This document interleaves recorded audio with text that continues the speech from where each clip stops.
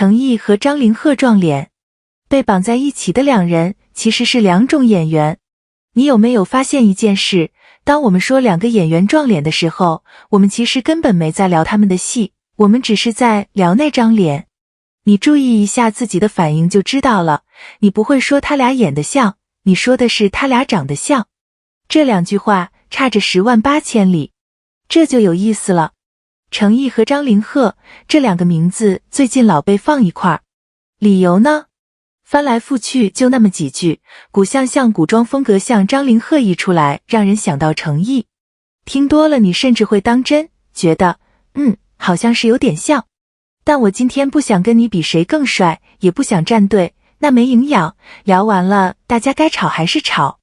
我想聊一个更拧巴也更有意思的问题，当撞脸论把这两个人绑在一起的时候，他其实暴露了一件事，大部分人根本没看清他俩压根是两种完全不同的演员。绑得越紧，看得越糊。我先把最核心的那个点提前甩给你，你带着它往下看，看我说的对不对。程毅这一类演员，卖点是让你忘记他的脸。你回想一下，你记住的是李莲花，是应渊，是那个角色本身，而不是程毅这个人。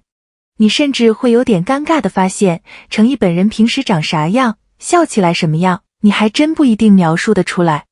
因为他的脸是给角色用的，用完就还回去了。这叫角色驱动型。张凌赫这一类呢，卖点恰恰相反，是让你记住这张脸。你看《藏海传》，看竹玉，第一秒抓住你的是那股清冷、疏离、有点高级感的气质。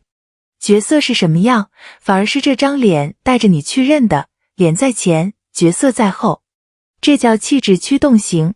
你品品这个荒诞，一个人的核心竞争力是消失，让你看不见他；另一个人的核心竞争力是存在，让你移不开眼。把这两种截然相反的人用一句撞脸绑在一起，本身就是个天大的误会。这是我的判断，不是定论。接下来我把事实一条条摆出来，你自己评。那我先说句公平话，公众为什么会觉得像？这真不是空穴来风，我们得先承认这一点，不然显得我强词夺理。两个人骨相都偏清瘦，偏冷，五官都不是那种浓颜攻击性的长相，古装又都爱走低饱和，清冷书生或者谋士那条线。你把两张定妆照一并排，滤镜一压，气质是真的会有重叠。但问题就在这儿了，这几年古装剧的审美，说句实话，越来越同质化了。冷白皮、疏离感、水墨调滤镜、发冠压低，眼神放空，一个模子刻出来一批。所以要我说，真正制造撞脸错觉的，根本不是这两个人本身，是整个赛道的审美越收越窄。当所有男主都往同一个模板里塞，观众脸盲是必然的，这不怪观众，也不怪演员。这口锅，两位背得有点冤。你与其说他俩像，不如说现在的古装男主长得都有点像。好，铺垫完了，我们一个一个拆。先看程毅。事实层面，他最被认可也最立得住的招牌是那4个字，演什么像什么。你把李莲花和应渊摆一块对比，就特别明显。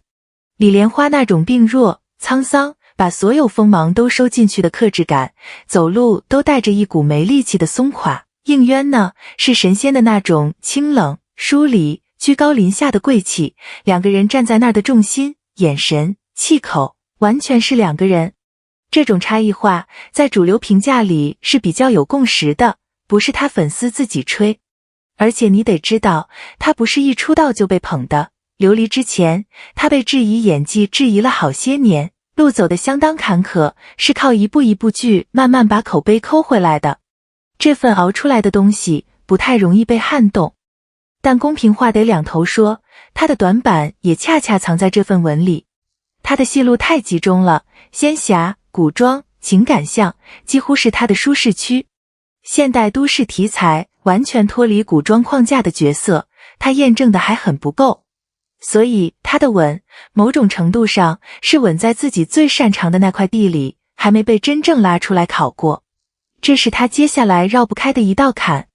这里我还想单独拎一个反直觉的点出来说，我见过有人这么夸他，程毅本来就不帅，人家靠的是演技，你听，这话听着像高级夸奖，对吧？把她嫁到实力派那一档去。但我越想越觉得，这其实是另一种形式的低估，他偷偷的把帅和演技对立起来了，好像你一承认他古装好看，就等于削弱了他演技似的。可这逻辑根本站不住。你去看李莲花的造型，看应渊的造型，那种美学本身就是表演的一部分，是角色说服力的一部分。所以我的看法是，程毅真正被低估的，恰恰是他的脸和他的造型审美。这句话你先记着，等会儿到结尾，我要拿他跟另一个人对上。再看张凌赫，事实层面，这人的上位速度是真的快，快到有点让同期的人眼红。藏海传先把他立住，让大众认了脸，紧接着逐玉再爆一次，直接把势能顶上去。逐玉网播破了20亿，这个量级是实打实的头部，部分平台口径甚至说他收视破了 41%， 超过了藏海传。这个41%我得给你说清楚，它是特定平台特定统计口径下的数字，不是全网统一的官方数据，你听个量级，感受一下这个热度就行，别当成铁板钉钉。就这个势头而言，他在95这一批小生里，确确实实是站在头部梯队的。那公平话，短板也得原原本本摆出来，不能因为人红就替他遮。第一，逐玉开播那阵是限过播放量注水争议的，这不是说他数据全假，而是说当一个数据高到这个程度，里头有多少是真实的自然热度，多少是运作出来的水分，我们做分析的得诚实的打个问号，不能照单全收。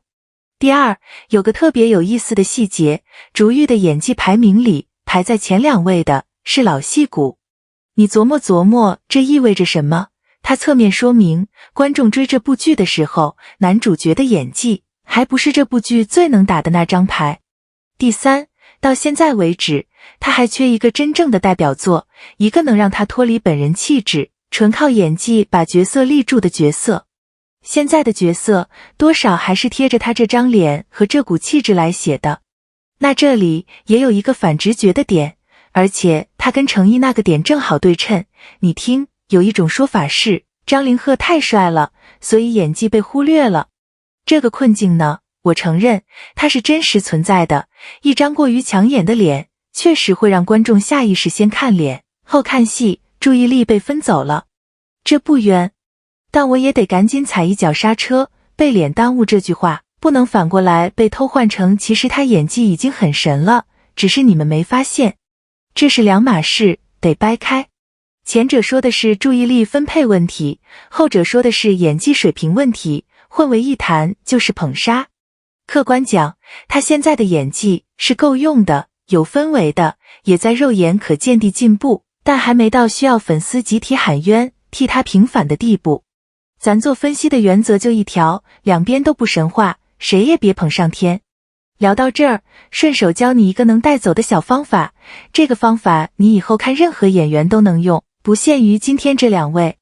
你想快速判断一个演员现在处在什么阶段，他的路人缘建立在什么上头，有个特别土但特别好使的办法，去翻他的评论区弹幕，数2种词的比例。一种我叫他演技词，哭戏、层次感、松弛、爆发力、微表情、共情、代入感，这些是在夸表演。另一种叫外形词，骨相、氛围感、绝美、清冷、神仙颜值，这张脸，这些是在夸人本身。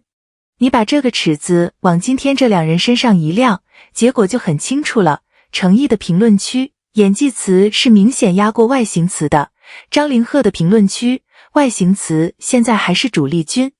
注意啊，这不是在分高下，不是说谁高级谁低级，这只是说明2个演员当前所处的驱动阶段不一样。角色驱动的人，大家忙着聊他演的角色；气质驱动的人，大家忙着聊他这个人。你把这个尺子学会了，以后看任何一个演员的风评都能多一层眼光，不容易被节奏带着走。当然我得补一句，这方法是经验性的、粗糙的，图个方向感，不是精密仪器，你别拿去当铁律到处套。好，绕了一大圈，我们回到开头那个问题，撞脸论，到底错在哪？我的答案是这样的，他最大的错不是说他俩像这么简单，而是他让这两个人被以完全相反的方向给误读了。你听我把这两条对上。程毅被低估的是他的脸，就是那种他不帅，全靠演技的夸法，一句话就把他造型审美的功劳给抹掉了。张凌赫呢，被低估的是他的演技，那张太亮的脸替他挡掉了本该分给表演的一部分注意力。你看出那个对称了吗？一个是脸被戏盖住了，一个是戏被脸盖住了。所以撞脸这个词把他俩硬拉到一起，可真相恰恰是他们是朝着两个截然相反的方向在被人看走眼。这也就是为什么我一开始说他俩根本不是对手，他们是两道不同的题。程毅要证明的那道题是他能不能走出仙侠，走出古装那个舒适区，一个现代戏，一个都市角色，脱了那身华服他还立不立得住。张凌赫要证明的那道题是哪怕有一天这张脸让位了，素了，不占便宜了，角色还在不在，一个不靠气质，纯靠演技就能戳中你的角色。这是两道方向完全不一样的题，谁答得快，谁答得好，那才真正决定他们能走多远。这比谁更帅谁撞了谁有意思10000倍。那最后我想把问题抛给你，你追他俩的剧的时候，第一眼第一秒钻进你脑子里的到底是那个角色还是那张脸？你自己诚实的回想一下，然后到评论区告诉我。我挺好奇的，你们的答案会不会跟外头那些风评对不上号？